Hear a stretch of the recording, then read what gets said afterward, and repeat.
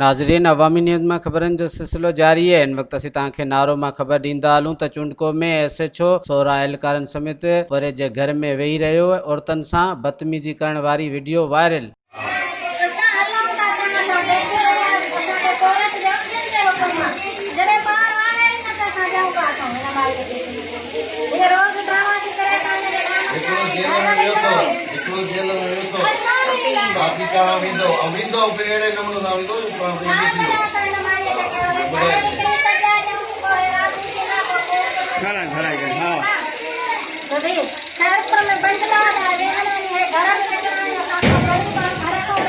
छोकरो आई कोनो दूरी छोकरो खुद कोर्ट में पेश किया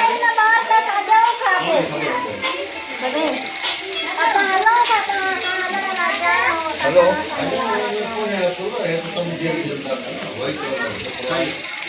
छोकरो आई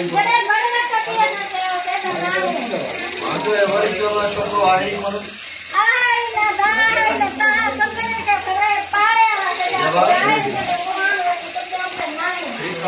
गाड़ी का सर्वती झंझट का हूं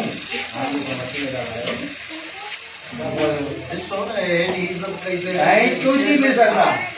ओना जो अपनो तू आत्मा ओना जो अपनो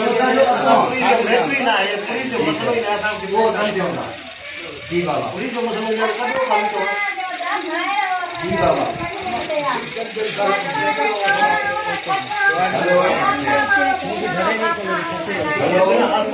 सभई केतिरो तव्हां छोकिरो विया रहियो आहे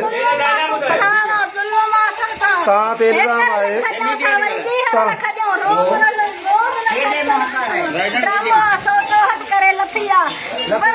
तव्हां ते इल्ज़ाम आहे त छोकिरो विया रहियो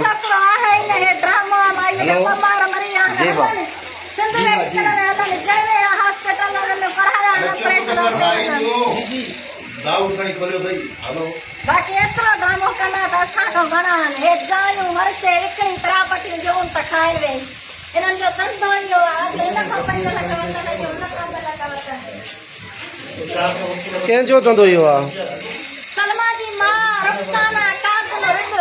सॼो सा काज़म रिंद पकड़े हो जतो हिन दिलिया तां पूरी खैरपुर खां पुछी जो DSP मुड़स छॾे आया 2 नंबर प्राइवेट हलंदी आहे उहा वठी हिते आया आहिनि असांजे घर